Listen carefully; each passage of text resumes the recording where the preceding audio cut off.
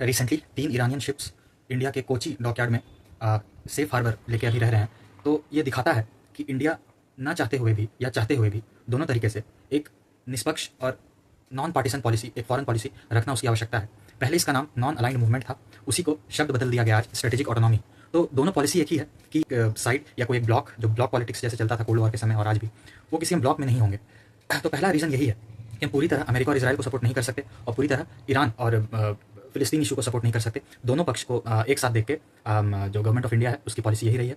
दूसरा कारण ये है कि इंडो पैसिफिक जो एक सेंटर ऑफ पावर उभर रहा है, बनता हुआ नजर आ रहा है आने वाले 10, 20, 50 सालों में, जो इंडो पैसिफिक का जो रीजन है अपने कमर्शियल, स्ट्रेटेजिक और मिलिट्री रीजन से एक हॉटस्पॉट बनने वाला है, जिस कारण से इंडिया को नियर बाई एरियाज़ में अपने कुछ स्ट्रॉन्ग होल्ड्स या फुटप्रिंट्स चाहिए। तो उसमें से एक बहुत इंपॉर्टेंट है ईरान का चाबहार।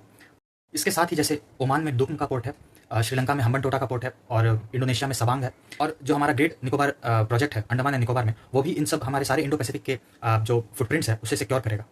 और उसके साथ ही जो इंडियन डायस्पोरा रह रही है मिडिल ईस्ट में, यानी कि 1 करोड़ से ज़्यादा जब आपके देश के लोग मिडिल ईस्ट में रह रहे हैं, तो उनके सेंटिमेंट्स को और उनके जो इंटरेस्ट है उनको भी ध्यान में रखना जरूरी है। इसलिए इंडिया हमेशा से ही एक नॉन अलाइंड या स्ट्रेटेजिक ऑटोनॉमी या एक अनबायस्ड फॉरेन पॉलिसी रखता आया है।